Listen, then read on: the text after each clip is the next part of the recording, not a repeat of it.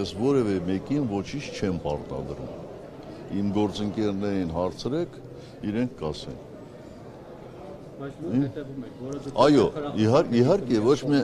միայն հետևում եմ, փորձում եմ մի ուղղությամբ տանել, այնտեղ որտեղ ինձ հաջողվում է, որտեղ չի հաջողվում, չի հաջողվում։ Բայց ասեմ, որ ես երբեք չեմ ասել, որ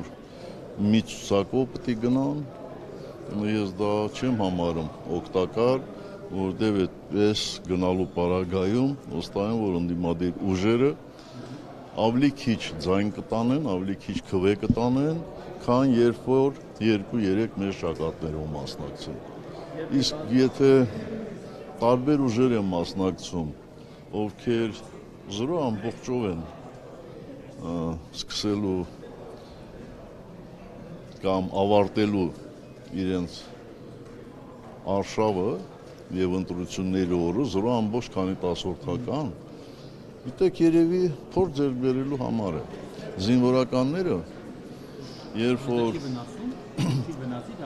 իհարկե վնասում է, իհարկե վնասում է, բայց ինչ անենք։ Ինչ անենք։ Ինձ հետ գիտեք, սկսած օրենքով գողերից դուրս եկած տարբեր կուսակցությունների, տարբեր մարդկանցով, ում բարևում եմ, ինձ հետ են կապում։ Դա էլ իմ ճակատագիրն է, ես դրան դեմ չեմ, ում ուզում են, թող ինձ հետ կապեն։ Բայց համացանցում չեք տեսել այդ ձայնագրությունները եւ այլն տեսագրությունները, թեև այն ժամանակ ես դեռևս Արցախի ինքնապաշտպանության կոմիտեի նախագահ եւ ոչ թե Հայաստանի պաշտպանության նախարար։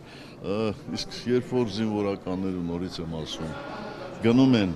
եւ ստորաբաժանումներ են ստուգում, այն